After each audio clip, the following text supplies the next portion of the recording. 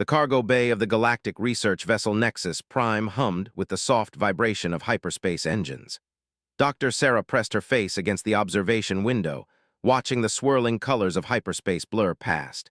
In 3 days, they would reach 442b, a jungle world that the Galactic Council had marked for immediate evacuation.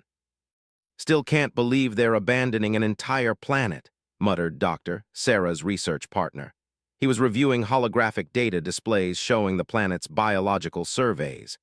"The biodiversity readings are off the charts. We could study this world for centuries." Sarah turned from the window, her expression grim. "The Empire doesn't care about biodiversity. They want the planet's deposits, and they want them now." The Council voted to evacuate all research teams rather than risk a conflict. The ship's captain, a blue-scaled Aquarian named, entered the cargo bay. His gill slits fluttered nervously as he approached the 2 human scientists. "Doctor, we've received an urgent transmission from the surface. There's been a complication with the evacuation." Sarah felt her stomach drop. What kind of complication? One of the research teams encountered a pair during their final survey, an adult female and her offspring. They were trapped in a collapsed cave system during yesterday's seismic activity. Frowned, "I thought they were extinct." "So did everyone else," replied. "These are the first living specimens discovered in over 2 centuries. The problem is that the female is severely injured and her child refuses to leave her side. The evacuation team couldn't safely extract them." "So what's the plan?" Sarah asked, though she suspected she already knew the answer. The captain's expression grew even more troubled. "The Galactic Council has decided that attempting a rescue would be too dangerous and time-consuming. The fleet will arrive in 72 hours. All personnel have been ordered to withdraw immediately." "They're just going to leave them to die." His voice rose in disbelief. "The Council's position is that we cannot risk the lives of multiple team members for 2 animals, even rare ones. I'm sorry, but those are our orders." Sarah felt anger building in her chest. She had dedicated her entire career to xenobiology, to understanding and protecting alien life forms. The thought of abandoning 2 of the rarest creatures in the galaxy made her sick. "Captain, I request permission to take a shuttle to the surface," she said firmly. Gill slits flapped rapidly. "Doctor, I cannot authorize such a mission. It would be in direct violation of Council orders." "Then I'm not requesting as part of an official mission," Sarah replied. "I'm requesting as a civilian passenger who wants to disembark at our next stop." The captain stared at her for a long moment. "The planet's surface is dangerous, Doctor. The seismic activity is increasing, and they are apex predators. Even injured, an adult female could easily kill a human." "I understand the risks," Sarah said, "but I can't live with myself if I don't try." Stepped forward. "If she's going, I'm going with her." "This is madness," protested. "The shuttle would have to return to the ship immediately after dropping you off. There would be no way to extract you before the fleet arrives." "Maybe they will be reasonable," Sarah said, though she didn't believe it herself. The Empire was known for its ruthlessness and efficiency. They wouldn't hesitate to eliminate any potential witnesses to their illegal occupation of Council territory. The captain was quiet for several minutes, clearly wrestling with his decision. Finally, he spoke.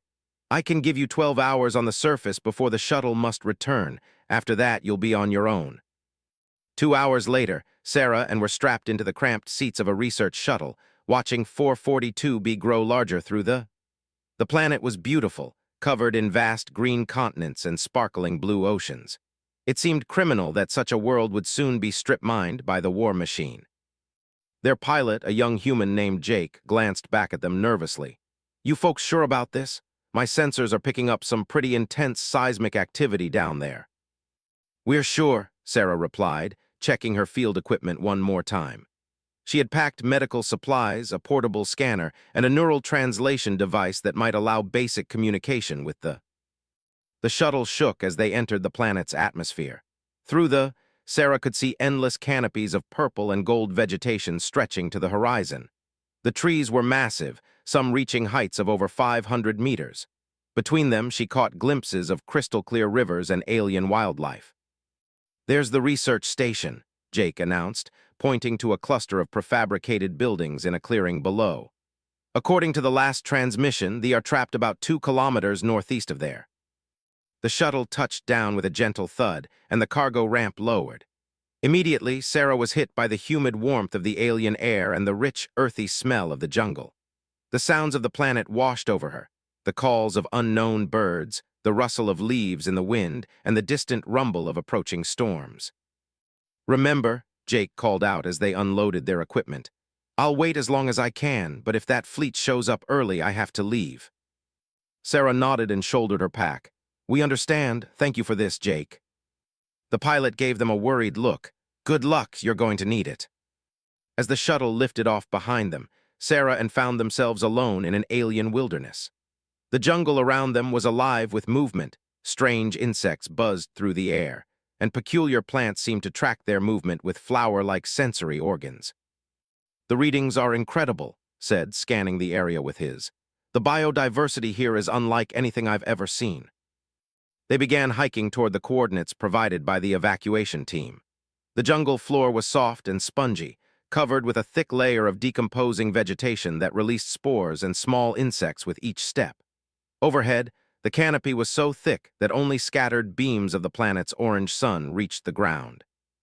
After an hour of hiking, they heard it, a low, mournful sound that seemed to vibrate through the very air. It was unlike anything Sarah had ever heard, a mixture of grief and rage that spoke to something primal in her mind. "That's got to be them," whispered. They approached carefully, following the sound through increasingly difficult terrain.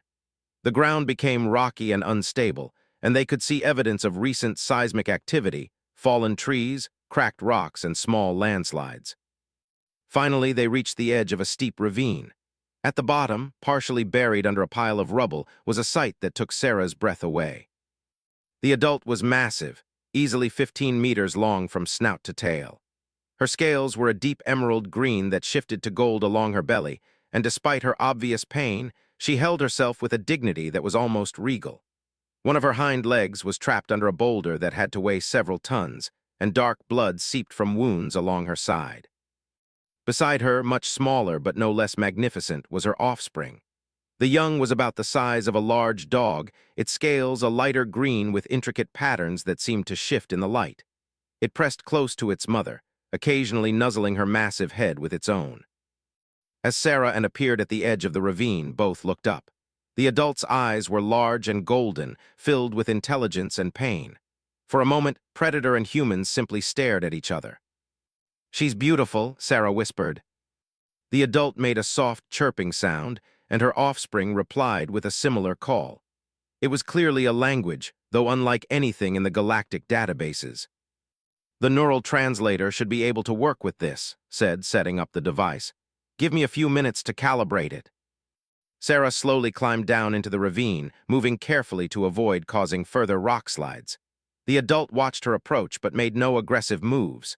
If anything, there seemed to be a plea in those golden eyes.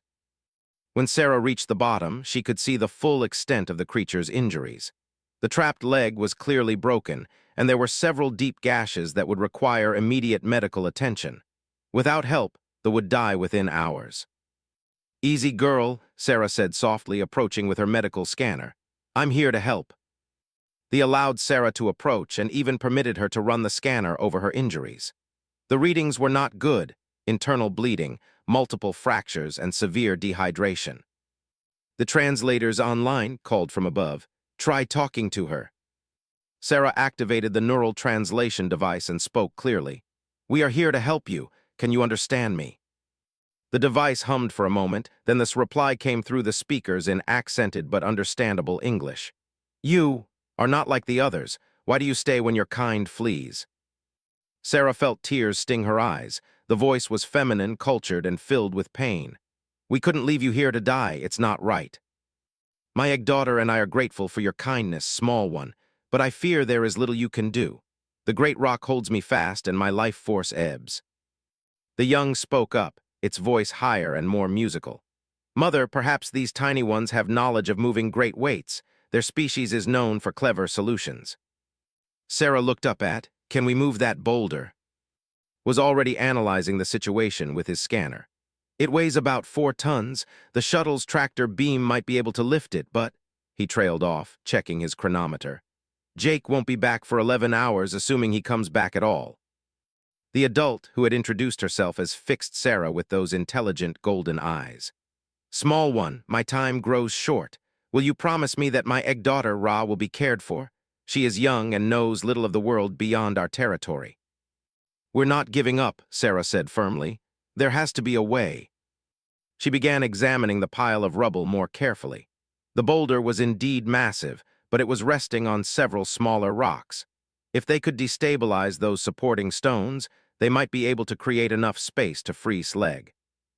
"Help me with this," she called, indicating a particular rock near the base of the pile. Working together, they managed to shift several of the smaller stones. Each movement caused the boulder to settle slightly, but also created dangerous instability in the entire pile. "Careful," warned. "If the great rock falls completely, it will crush us all." As they worked, Sarah learned more about the through conversation with and Ra.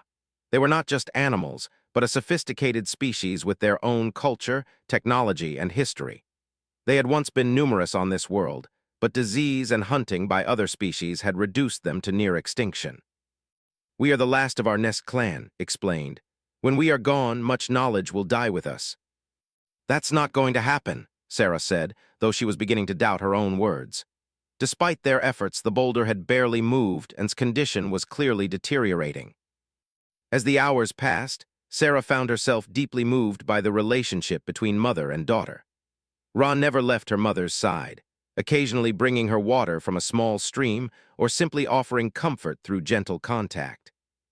"In our culture," explained during one of their rest periods, "the bond between nest mother and egg daughter is sacred. Ra should flee to preserve her own life, but she will not abandon me." "She loves you," Sarah said simply. "Yes, and I love her. It is why I fear for what will happen when I am gone. She has never been alone in the world." As the planet's sun began to set, painting the sky in brilliant shades of orange and purple, received an urgent transmission on his communicator. "Sarah," he said quietly, "that was Jake. The fleet has been detected at the edge of the system. They'll be here in 6 hours." Sarah felt her heart sink. Even if they could free, there was no way to evacuate both in time. The young one might be small enough to fit in the shuttle, but was far too large.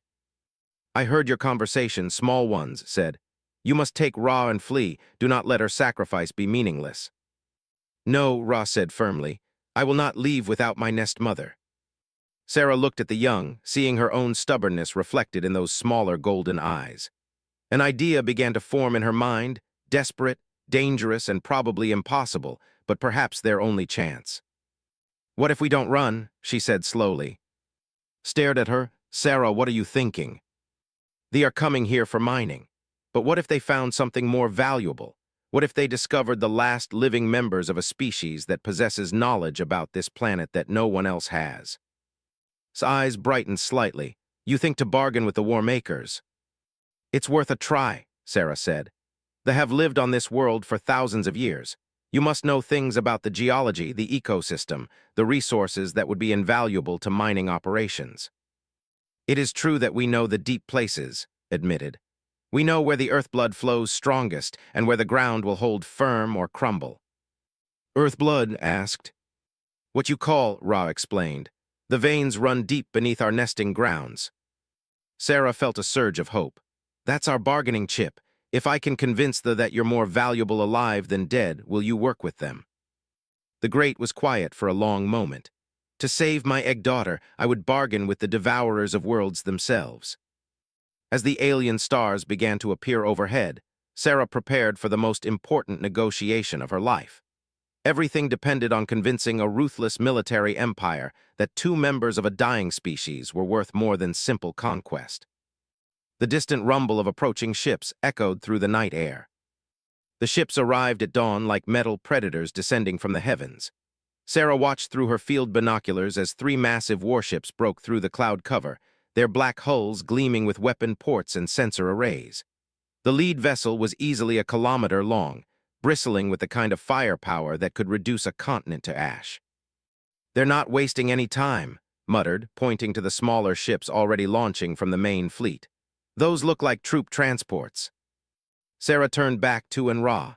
The adult had grown weaker during the night, but her mind remained sharp. They had spent hours planning their approach, with sharing crucial information about the planet's deposits and geological structures.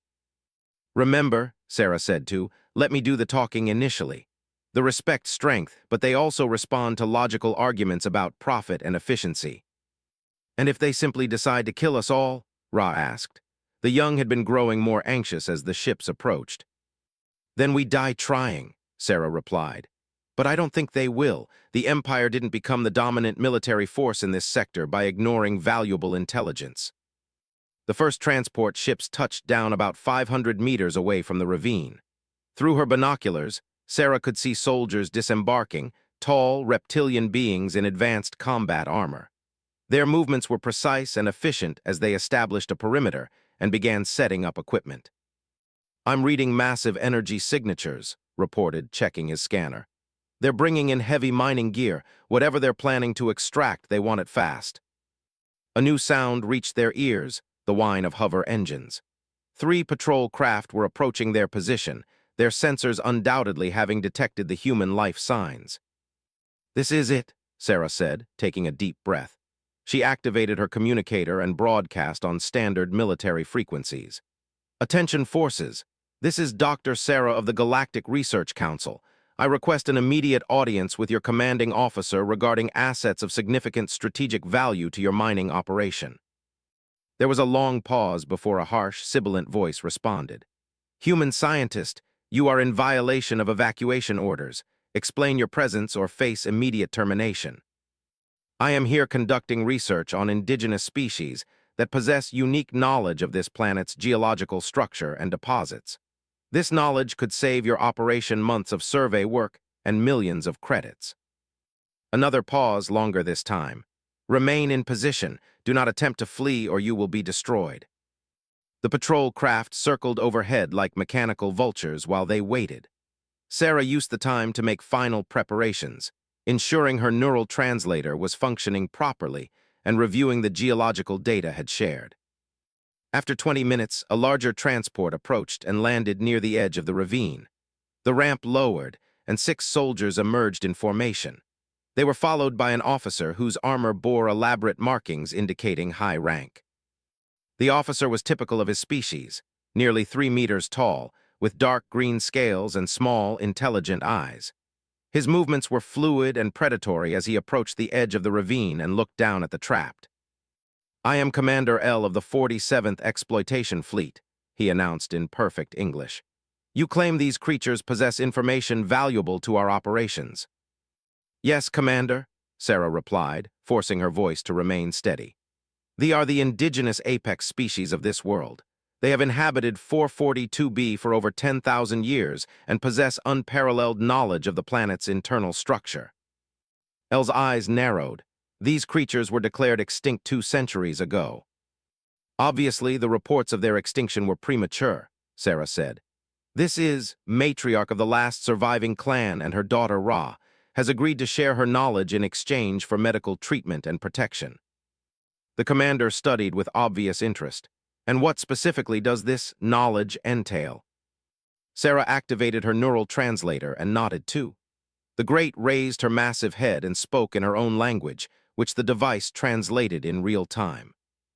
"Commander of the skyships," his voice emerged from the translator, "I greet you as one hunter to another. My people have dwelt in the deep places of this world since before your ancestors reached for the stars.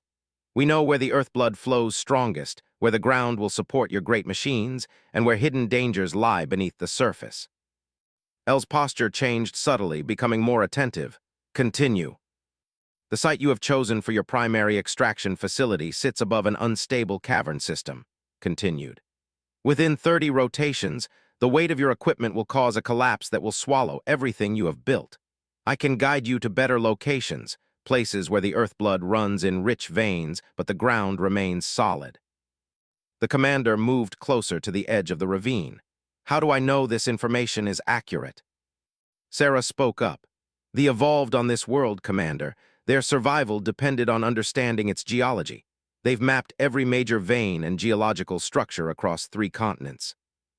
And in exchange for this knowledge, you want what exactly?" "Medical treatment for injuries and safe passage off-world for both," Sarah said. They're willing to work with your survey teams to identify optimal mining sites. Elle was quiet for several minutes, clearly weighing the potential benefits against the costs. Even if I were inclined to accept this proposal, how do I know the injured one will survive? My medical teams report her condition is severe. She'll survive if she receives proper treatment, Sarah insisted. Your medical technology should be more than adequate. Perhaps, the commander mused. But first, I require proof of the value of this information. He gestured to one of his soldiers, who activated a holographic projector. A three-dimensional map of the surrounding area appeared, showing the planned mining operations. Show me, Elle commanded. The injured studied the hologram carefully, then began to speak. As she did, her knowledge became clear. She identified unstable ground, underground water sources that would flood mining tunnels, and most importantly, several veins that the surveys had missed entirely. There, she said, indicating a location about 50 kilometers to the south. The largest vein runs beneath the crystal formations. Your machines could extract 10 times what you would find here with no risk of ground collapse. Elle examined the data, cross-referencing it with his own geological surveys. After several minutes, he looked up with something that might have been respect in his reptilian features. This information correlates with our deep scan data, he admitted. Very well. I am prepared to authorize medical treatment and temporary protection for both specimens. They're not specimens, Sarah said firmly. They're intelligent beings with names and individual identities. The proper term is persons. The commander's eyes glittered with what might have been amusement. You humans and your emotional attachments. Very well, persons then. But understand this, their protection extends only as long as their information proves valuable. Sarah felt a surge of relief, but Ra suddenly spoke up through the translator. What of our nest mother's injury? She cannot be moved safely while trapped beneath the stone. Elle examined the boulder Pinning's leg. Simple enough. He gestured to two of his soldiers who activated their weapons. Twin energy beams lanced out, precisely cutting through the massive rock and reducing it to manageable pieces. Careful, Sarah shouted, but the soldiers were experts.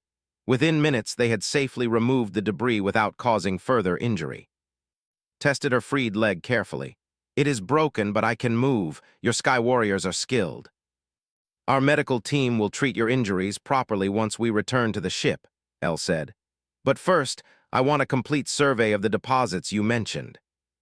Over the next several hours, guided the survey teams to locations across the continent. Using their advanced sensors combined with her geological knowledge, they identified veins worth far more than the Empire had originally expected to find. Sarah accompanied the expedition, partly to ensure they were treated fairly and partly because they were fascinated by the wealth of scientific data being gathered. Ra proved to be as knowledgeable as her mother about the planet's geology, despite her young age. My people have always taught our young to read the signs of the deep earth, she explained to as they watched the mining crews work. It is necessary for survival. During a rest break, Commander L approached Sarah. I admit, Doctor, this arrangement has proven more profitable than I initially anticipated. However, I am curious, why did you risk your life for 2 aliens? Sarah considered the question carefully. Because it was the right thing to do, Commander. Intelligence and consciousness are rare and precious in this universe, regardless of what form they take.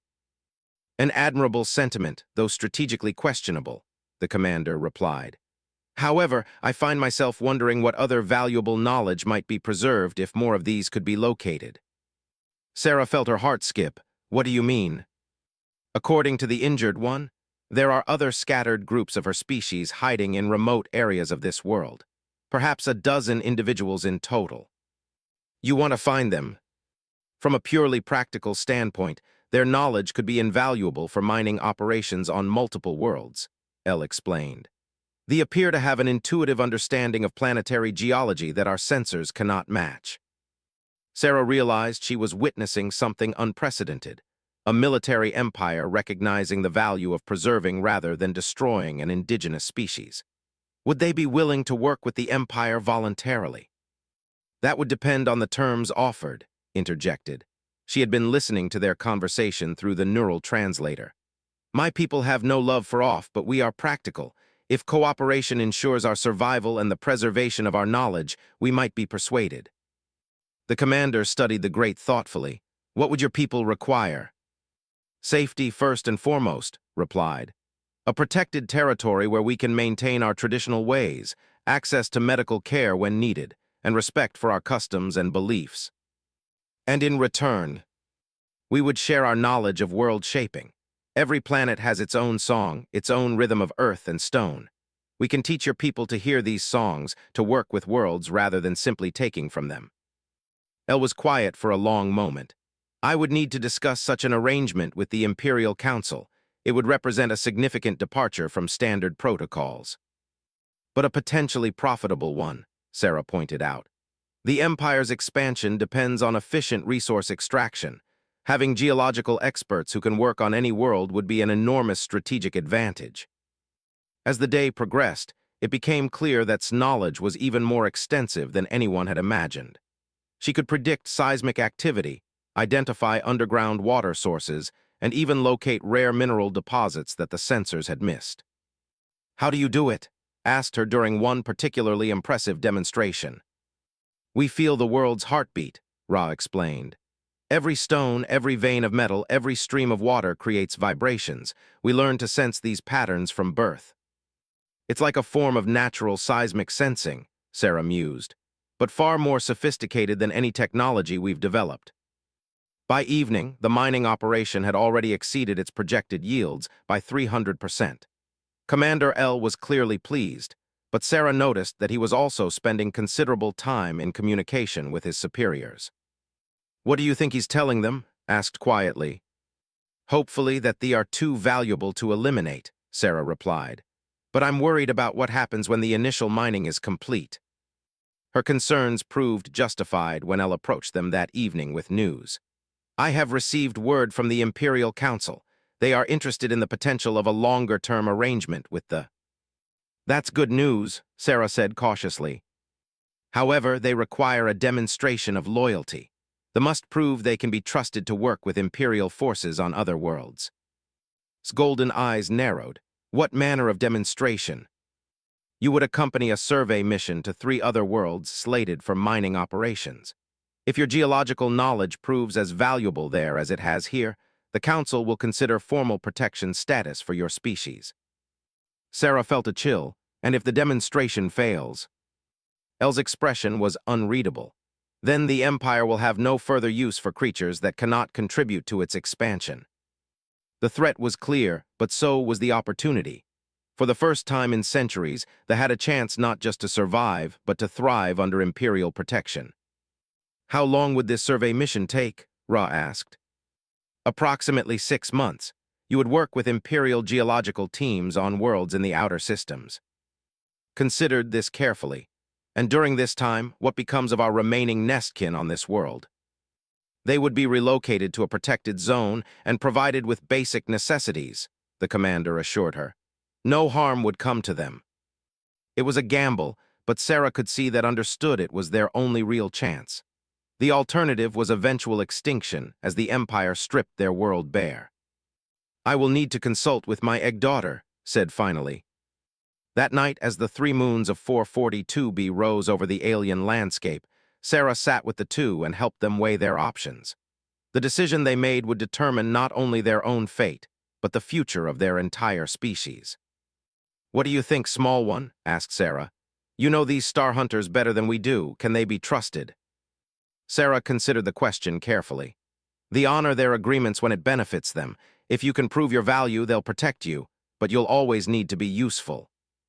"Better to be useful slaves than extinct," Ra said pragmatically.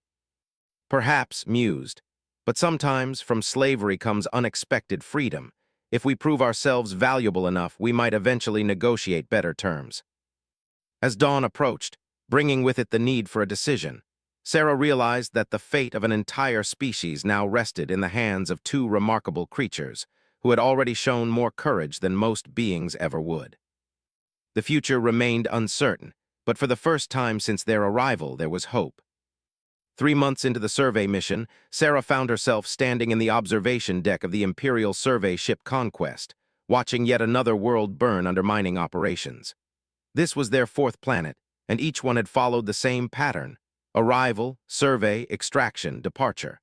What was left behind were landscapes and depleted resources. But this mission had been different from the beginning. Thanks to and Ra, the mining operations had been more efficient and profitable than anyone had anticipated. This ability to sense geological structures had revolutionized the Imperial approach to resource extraction. "Doctor," came a familiar sibilant voice behind her. Commander L approached, his posture more relaxed than it had been when they first met. "I have news from the Imperial Council." Sarah turned from the window, nodding that both and Ra had accompanied the commander. The two had adapted remarkably well to shipboard life, though Sarah could see the cost in their eyes. They missed there desperately. "What kind of news?" Sarah asked. "The Council has been extremely pleased with the results of this survey mission," Elle announced. "The geological intelligence provided by our consultants has increased mining efficiency by an average of 400% across all survey sites." His large golden eyes remained unreadable. "And this pleases your leaders?" "Indeed, so much so that they have authorized me to extend a formal offer of imperial citizenship to all surviving members of the species." Sarah felt her jaw drop. Imperial citizenship was almost never offered to non-species, and when it was, it came with significant privileges and protections. "What would such citizenship entail?" Ra asked, her young voice carefully controlled. "Full protection under imperial law, including the right to maintain your own cultural practices and territorial claims. In exchange, your people would serve as geological consultants for imperial mining operations throughout the sector." It was an unprecedented offer, but Sarah could see the catch immediately. "And if they refuse?" Elle's expression grew serious. "The Council's patience has limits, Doctor. This opportunity will not be extended again." Was quiet for a long moment, clearly weighing the implications. "Commander, I must ask directly what has become of our nestkin on them." "They remain in the protected zone, as promised. However, mining operations have expanded significantly. Your will be completely uninhabitable within the next standard year." The words hit like a physical blow. Sarah watched as Ra moved closer to her mother, seeking comfort in the gesture. "So we have no choice but to accept," said flatly. "There is always a choice," Elle replied, "but some choices lead to extinction." That evening, Sarah sat in her quarters reviewing the data from their survey missions. The numbers were staggering. They had helped the Empire locate and extract resources worth more than the gross planetary product of most civilized worlds. They had earned their survival a dozen times over. A soft chime indicated someone at her door. "Come in." Ra entered, moving with the fluid grace that all possessed. Despite her youth, she had grown considerably during their months together, both physically and mentally. "Small one, Sarah," she said, settling onto the floor beside Sarah's chair. "I wish to speak with you about something my nest mother and I have been discussing." "Of course, what's on your mind?" "We have been thinking about the offer of imperial citizenship. It is generous, but we fear what it means for our people's future." Sarah set down her data pad and gave Ra her full attention. "How do you mean?"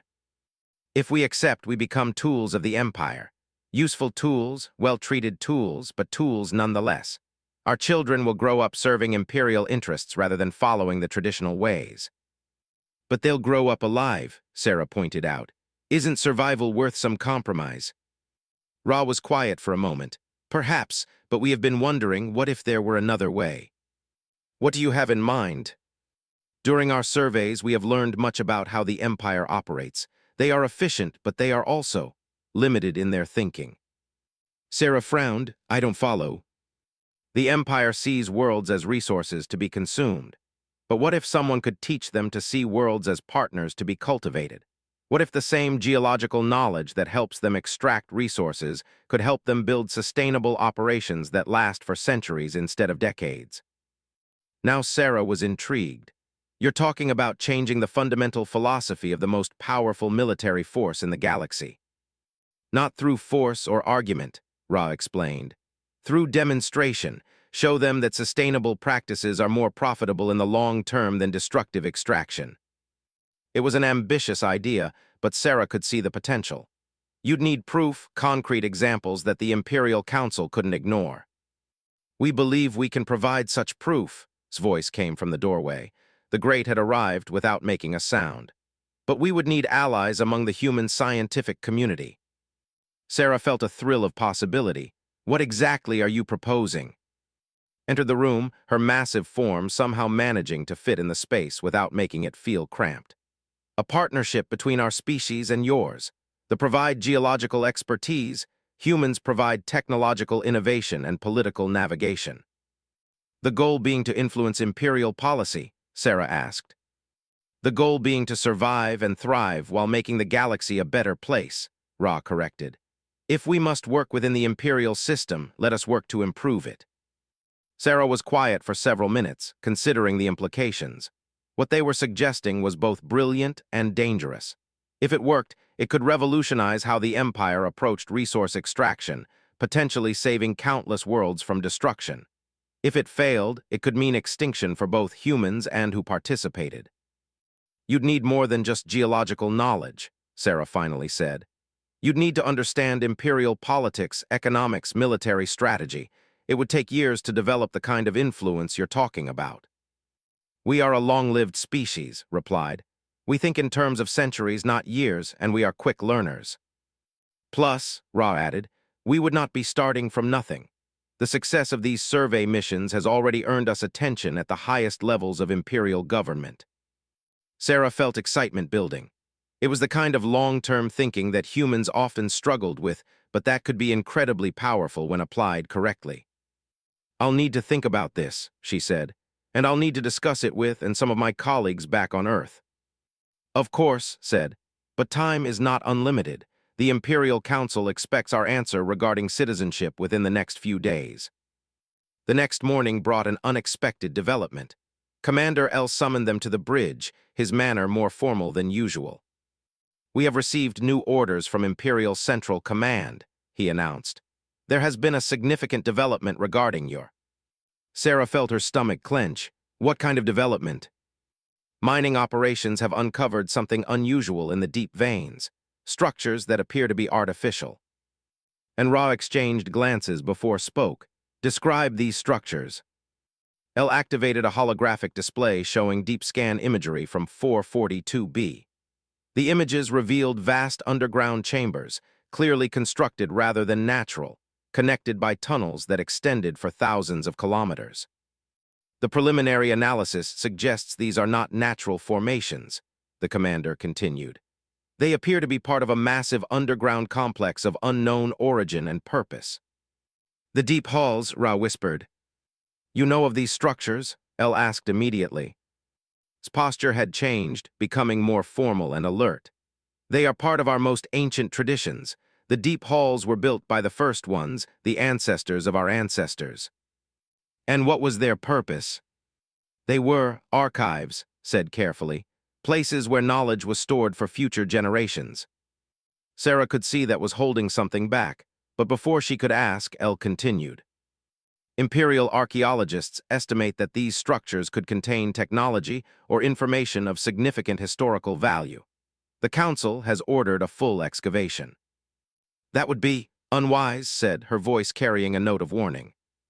Explain. The deep halls are protected, not by technology that your people would recognize, but by other means. They were built to preserve knowledge until it was needed and to prevent its misuse. L's eyes narrowed. You're suggesting there are defensive systems. I am suggesting that there are things your people do not understand, Commander. The first ones were wise beyond your imaging, but they were also careful. Very careful. The implications were staggering. If the underground complex contained advanced technology or knowledge, it could shift the balance of power in the entire galaxy. But if it was genuinely protected by systems that they couldn't understand or counter, excavation could be incredibly dangerous. The Council requires your expertise in this matter, L announced. You will return to the immediately to assist with the excavation. And if we refuse, Ra asked. Refusal is not an option. However, successful assistance with this project would significantly strengthen your people's position in citizenship negotiations. Sarah could see the trap closing. The Empire wasn't just offering citizenship anymore. They were demanding cooperation in accessing what could be the most significant archaeological discovery in galactic history. We will need guarantees, said firmly. Protection for all surviving, regardless of the outcome of the excavation. That will depend entirely on your level of cooperation, El replied. As they prepared for the journey back to 442B, Sarah realized that everything had changed. What had started as a simple rescue mission had become something far more complex and dangerous. The fate of the species now hung in the balance, tied to secrets buried in the depths of therefore. Are you ready for this? Sarah asked privately. The Great's golden eyes held depths of knowledge, and worry that Sarah was only beginning to understand. No one is ever ready to wake the first one, small one, but sometimes we have no choice but to face our deepest fears. The ship turned toward 442B, carrying them toward a confrontation with the ancient past that would determine the future of multiple species. In the depths of space, Sarah couldn't shake the feeling that they were heading toward something that would change the galaxy forever, though whether for better or worse remained to be seen. The deep halls were waiting, and with them, secrets that had been hidden for good reason. The return to 442B was sobering. From orbit, Sarah could see the dramatic changes that months of intensive mining had wrought on the planet's surface. Vast sections of the continents were now with open-pit mines, and the once pristine rivers ran muddy with runoff from the operations. They have wounded the world deeply, observed sadly as they looked down at the planet through the ship's viewports. But not killed it, Ra added, her young voice carrying an odd note of hope. Worlds heal given time. Commander L joined them at the viewing station. The excavation site is located here, he said, activating a holographic display that showed their destination. Our preliminary surveys indicate the main entrance to the underground complex is approximately 2 kilometers below the current mining level. Sarah studied the readings. How extensive is the complex? Our deep scan penetration is limited, but we estimate it covers an area roughly the size of a major city. The construction appears to be incredibly sophisticated, possibly more advanced than anything in our current databases. Was examining the scan data with obvious concern. Commander, I must ask, have your teams detected any unusual energy readings from the site? There have been some anomalous readings, yes. Nothing that our equipment recognizes, but definitely artificial in nature. Why? Because the deep halls were not built to remain dormant forever. They were designed to activate when approached by those carrying the proper credentials. El's posture sharpened. What kind of credentials? Genetic markers, primarily. The first ones built their archives to respond only to their direct descendants, the modern. This was clearly news to the commander. You're saying the complex is somehow keyed to your species? In a manner of speaking, yes. But Commander, this is not necessarily an advantage. The deep halls were created during a time of great crisis. They contain knowledge that our ancestors believed too dangerous for general use. Sarah felt a chill. What kind of knowledge? Ra answered quietly. The kind that ended the age of the first ones. The landing shuttle touched down at the excavation site an hour later. Sarah was amazed by the scale of the operation, thousands of workers, hundreds of pieces of heavy equipment, and a command complex that rivaled some planetary capitals. The site buzzed with activity as crews worked around the clock to reach the underground structures. They were met by Dr., the chief imperial archaeologist, whose excitement was palpable. Commander L, perfect timing. We've just broken through into what appears to be an outer chamber. Any signs of defensive systems? L asked. Nothing our sensors can detect, but, the archaeologist glanced nervously at Ra. Some of my team members have reported feeling uneasy near the entrance. Nothing concrete, just a general sense of wrongness. The deep halls are testing those who approach, explained. They are determining whether visitors come with peaceful intent or as conquerors. Doctor's eyes widened. Testing how? In ways that your science does not yet understand. The first ones built their archives using techniques that merged technology with what you might call psychic phenomena. Sarah raised an eyebrow. Psychic phenomena. Mental resonance fields, emotional analysis, genetic memory scanning, Ra elaborated.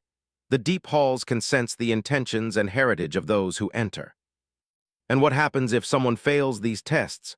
Sarah asked, though she suspected she didn't want to know the answer. They become lost, said simply. Not killed, but displaced, sent elsewhere or...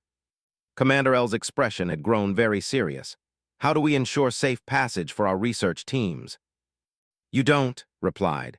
"Only those of heritage can safely navigate the deep halls. Even then, there are protocols that must be followed, rituals of approach that have been preserved in our oral traditions."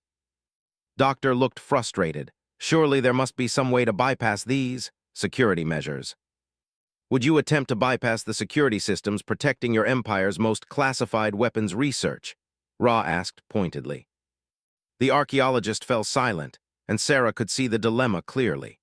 The Imperial team desperately wanted access to whatever knowledge the deep halls contained, but they were completely dependent on cooperation to get it. "What do you propose?" Commander L asked. "A limited exploration, conducted according to traditional protocols. Myself, my egg daughter, and perhaps one or two trusted companions. We enter, assess what is contained within, and report back." "Absolutely not," Doctor protested. "We cannot allow potentially valuable artifacts to be handled by non-Imperial personnel without supervision."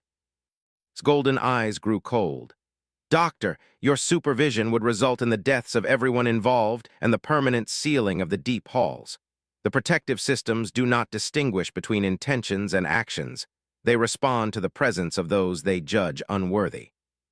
"How convenient," the archaeologist muttered. Sarah stepped forward before the situation could escalate further. "Doctor, perhaps we could approach this scientifically. What if the initial exploration team included Imperial observers equipped with remote monitoring equipment? That way, you could observe and record without directly triggering the defensive systems." It was a compromise that seemed to satisfy both parties, though Sarah could see that remained troubled. As they prepared for the descent into the deep halls, Sarah found herself selected as one of the human observers who would would remain at the surface to coordinate with the Imperial research teams. "Are you sure about this?" asked her privately. "If these protective systems are as dangerous as suggests." "Someone needs to witness what happens down there," Sarah replied. "And I think I'm the only human they trust enough to let accompany them." The entrance to the deep halls was a circular shaft that descended into darkness beyond the range of their lights. The walls were smooth and appeared to be made from some kind of crystalline material that seemed to pulse with its own faint inner light. The tunnel was carved by focused resonance waves, explained as they prepared to descend. The first ones could reshape matter at the molecular level using sound and mental focus. The descent took over an hour, even with the advanced repelling equipment the Imperial team had provided. As they went deeper, Sarah began to feel an odd sensation, a subtle pressure in her mind, as if something was gently probing her thoughts. "Do you feel that?" she asked Ra, who was descending beside her. "The testing has begun," the young confirmed. "The deep halls are examining our intentions. Try to think peaceful thoughts and remember that we come seeking knowledge for the benefit of all." At the bottom of the shaft, they found themselves in a vast chamber that comprehension. The ceiling stretched up beyond the reach of their lights, supported by columns that seemed to twist in impossible directions. The walls were covered with symbols that shifted and changed even as Sarah watched. "Welcome to the Hall of First Learning," announced, her voice carrying an odd echo that seemed to come from everywhere at once. "It's magnificent," Sarah breathed, activating her recording equipment. "The architecture is unlike anything I've ever seen." "That is because it was built according to principles that your people have not yet discovered," Ra explained. "The first ones understood that consciousness itself could be used as a building material." As they moved deeper into the complex, they discovered chamber after chamber filled with artifacts and displays that easy categorization. Some appeared to be technological devices, while others seemed more like works of art or religious objects. All of them hummed with barely contained energy. "Each item here represents thousands of years of accumulated knowledge," explained. "History, science, philosophy, art, the complete cultural heritage of the first ones." Sarah was recording everything, but she was increasingly aware that the standard analysis tools of Imperial science would be inadequate to understand what they were seeing. In the central chamber, they found what appeared to be the heart of the entire complex, a crystalline structure the size of a building that pulsed with shifting patterns of light. "The memory core," whispered with obvious reverence, "the collected consciousness of an entire civilization." Consciousness? Sarah asked. When the first ones realized their time was ending, they found a way to preserve not just their knowledge, but their actual thoughts and memories. Everything they were, everything they had learned, is contained within that structure. The implications were staggering. If the technology existed to preserve consciousness in crystalline form, it could revolutionize everything from education to medicine to space exploration. Can it be accessed? Sarah asked. Yes, but only by those genetically descended from the first ones, and only when the need is great enough to justify the risk. What risk? Ra answered. The knowledge of the first ones includes things that destroyed their civilization, weapons of unimaginable power, technologies that can reshape reality itself, and most dangerous of all, the understanding of how to manipulate the fundamental forces that hold the universe together. Sarah felt her excitement dampened by growing concern. And the Empire wants access to all of this. The Empire wants power, replied. But power without wisdom leads only to destruction. This is the lesson the first ones learned too late. As they explored further, Sarah began to understand the magnitude of what they had discovered. The deep halls contained not just artifacts, but active technologies that could transform galactic civilization. But they also contained warnings, detailed records of how similar technologies had led to the fall of the first ones. They fought a war, explained as they examined one particularly sobering display. Not against an external enemy, but against themselves. The knowledge they had gained gave them such power that they became convinced they were gods. They began reshaping entire star systems according to their whims, creating and destroying life as they saw fit. What stopped them? Sarah asked. Reality itself fought back. The universe has certain immune responses to protect itself from excessive manipulation.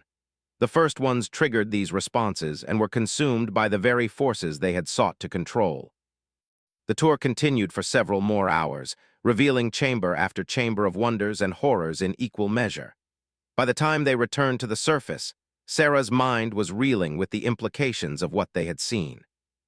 Commander L was waiting for them, along with Doctor and a team of military analysts. All of them looked eager to hear what had been discovered. Well, the commander asked immediately. Sarah looked at and Ra, seeing her own thoughts reflected in their golden eyes. What they had found could change everything, but whether that change would be for better or worse would depend entirely on how the knowledge was used. We need to talk, Sarah said. All of us, because what we've discovered down there will require some very careful decisions about the future. The fate of multiple civilizations now hung in the balance, and the choices made in the next few hours would determine whether the galaxy would experience a new golden age or follow the first ones into extinction. The emergency session convened in the command center was unlike any Sarah had ever witnessed. Representatives from the Imperial Council had arrived via quantum communication, their holographic forms flickering around the conference table. Commander L sat at one end, while and Ra occupied the other, with Sarah and Doctor positioned between them like mediators. Let me understand this correctly, said Counselor, one of the senior Imperial leaders. You're telling us that this archaeological site contains technology that could revolutionize our military capabilities, but you refuse to provide access. That is not what we said, replied calmly. We said that unrestricted access would be catastrophic for all species in this galaxy, including the Empire. Sarah activated her recording device and began displaying the images they had captured in the deep halls. The holographic projections showed the crystalline technologies, the impossible architecture, and most importantly, the historical records of the first one's civilization. The technology is real, Sarah confirmed. I've never seen anything like it, but the historical records make it clear that this same technology destroyed the civilization that created it. Doctor leaned forward eagerly, but surely with proper precautions, with careful study. Doctor, Ra interrupted, imagine giving a child access to your most powerful military weapons and telling them to be careful. That is essentially what you are proposing. Counselor's holographic image shimmered with irritation. Are you comparing the Empire to children? I am comparing anyone who has not learned the lessons of the first ones to children, Ra replied with surprising diplomacy. This includes my own people. We are all children when faced with technologies that can reshape the fundamental structure of reality. Commander L spoke up. Perhaps we could approach this gradually, begin with the less dangerous technologies and work our way up to the more advanced systems. Shook her massive head. Commander, the technologies in the deep halls are interconnected. You cannot safely use one without understanding all of them. And understanding all of them requires wisdom that takes centuries to develop. Then teach us, another counselor demanded. If your people possess this wisdom, share it. That, said, is exactly what we are prepared to do, but not in the way you imagine. Sarah saw an opportunity and seized it. What is proposing is a long-term partnership, not just access to the technology, but a gradual education in the philosophy and wisdom needed to use it safely. The Imperial representatives exchanged glances, clearly debating among themselves via private channels. Finally, Counselor spoke again. What specific terms are you proposing? Straightened, taking on the formal posture Sarah had learned to recognize. They will share the knowledge of the first ones, but only through a carefully controlled process. We propose establishing a joint research institute, staffed by both and Imperial scientists, dedicated to studying and gradually implementing the ancient technologies. How gradually? Doctor asked. Decades at minimum, Ra replied. Perhaps centuries for the most advanced systems. The first ones spent developing their understanding, and even they ultimately failed to use it wisely. Unacceptable, snapped Counselor. The Empire requires immediate strategic advantages, not a multi-generational research project. Sarah felt the negotiation beginning to break down and decided to take a risk. Counselor, what if I told you that the gradual approach could actually provide greater strategic advantages than immediate access? Explain. The records in the deep halls don't just show how the first ones destroyed themselves. They show how other civilizations successfully integrated similar technologies over extended periods. There are examples of species that gained access to reality-shaping technologies and used them to create stable, prosperous civilizations that lasted for millions of years. This got the Council's attention. Go on. The key difference was education and philosophical preparation. The civilizations that succeeded spent generations preparing their people mentally and culturally before implementing the technologies. They built safeguards not just into their machines, but into their societies. His golden eyes showed approval. Small one Sarah speaks truth. The deep halls contain not just warnings of failure, but blueprints for success. Commander L was studying the data Sarah had presented. These successful civilizations, what happened to them? They transcended, Ra replied. They evolved beyond the need for physical bodies and material possessions. In essence, they became like the force that created the universe itself. And you believe the Empire could achieve this? We believe any civilization could achieve this, given sufficient wisdom and patience, said. But the key word is patience. The technologies involved are not tools to be used, they are responsibilities to be accepted. Counselor was quiet for several minutes, clearly weighing the implications. What guarantees do we have that your people won't use this knowledge against the Empire? The same guarantee you have that your own scientists won't accidentally destroy the galaxy, Sarah replied. Mutual self-interest and careful oversight. Another counselor spoke up. What would this joint research institute require in terms of resources and personnel? Had clearly thought this through. A dedicated facility, preferably on a world that can be isolated if necessary. Approximately 50 Imperial scientists and engineers working alongside 20 knowledge keepers. Initial funding of substantial but not unreasonable amounts. And in return, access to technologies that could make the Empire the most advanced civilization in galactic history, while avoiding the mistakes that destroyed countless others. Sarah could see that the Imperial representatives were tempted, but still hesitant. She decided to play her final card. Counselors, there's something else you should know. The deep halls aren't unique to this world. The room fell silent. According to the records, the first ones established similar archives on dozens of worlds throughout the galaxy. Most are probably lost or destroyed by now, but some may still exist. The knowledge keepers have the information needed to locate and access them. Doctor's eyes went wide. Multiple sites with complete archives of this technology. Complete archives of multiple stages of technological development, Ra confirmed. The first ones learned from their mistakes and established progressively more advanced sites as their understanding grew. A roadmap for technological development spanning millions of years, Sarah added, but only accessible through partnership with The Imperial Council members were clearly excited by this revelation, but Counselor raised a practical concern. Even if we agree to this partnership, how do we ensure the security of such sensitive research? The same way the first ones did, replied. The research facility becomes a closed society, completely isolated from outside political pressures. Researchers who join the project essentially leave their previous lives behind and dedicate themselves entirely to the work. A monastery of science, Sarah mused. Exactly. No outside communications, no political affiliations, no personal agendas, only the pursuit of knowledge and wisdom. Commander L looked troubled. That would make it difficult to maintain military oversight of the project. Which is precisely the point, Ra said. Military thinking is exactly what destroyed the first ones. They began seeing their technologies as weapons instead of tools for growth and understanding. The debate continued for several more hours, with various counselors raising objections and concerns. But gradually, Sarah could see that the tide was turning. The potential benefits were simply too great to ignore, and the had effectively made themselves indispensable to accessing them.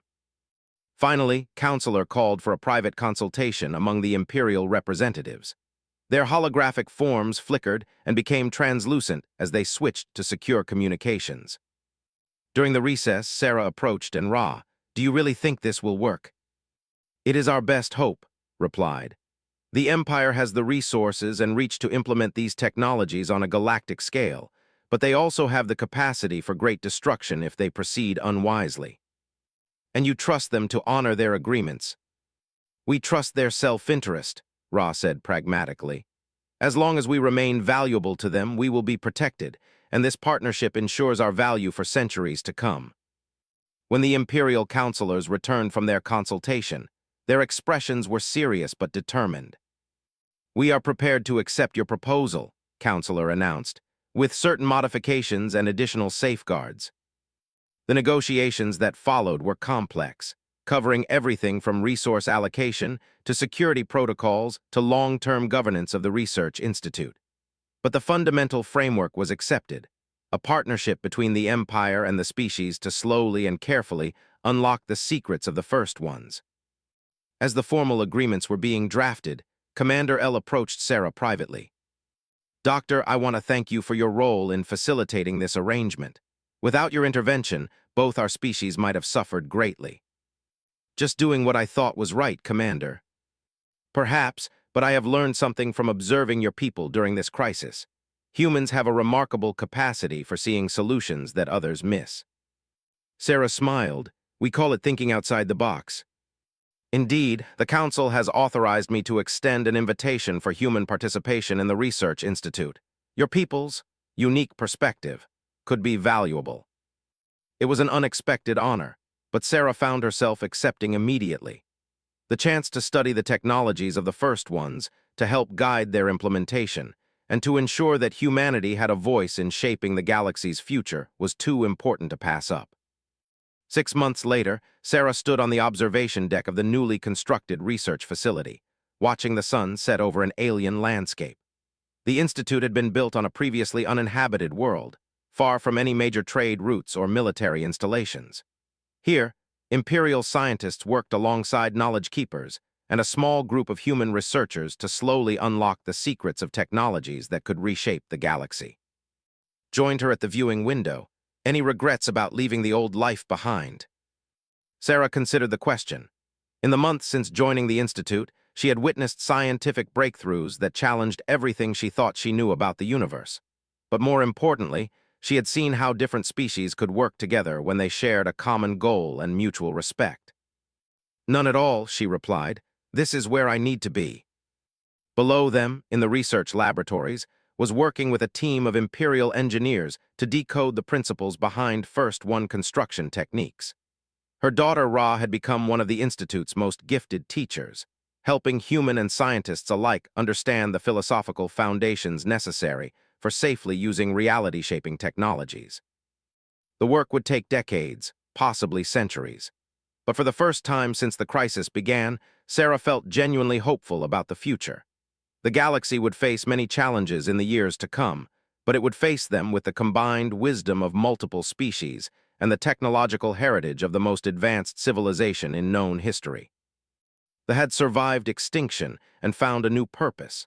The Empire had gained access to technologies beyond their wildest dreams, and humanity had earned a place at the table where the future of galactic civilization would be decided. It had all started with two dying aliens that most people would have considered nothing more than animals. But Sarah had learned that intelligence and wisdom could take many forms, and that sometimes the most important discoveries came from the most unexpected sources. As the alien stars emerged in the darkening sky, Sarah felt a deep satisfaction. They had saved more than just two lives, they had saved the future itself.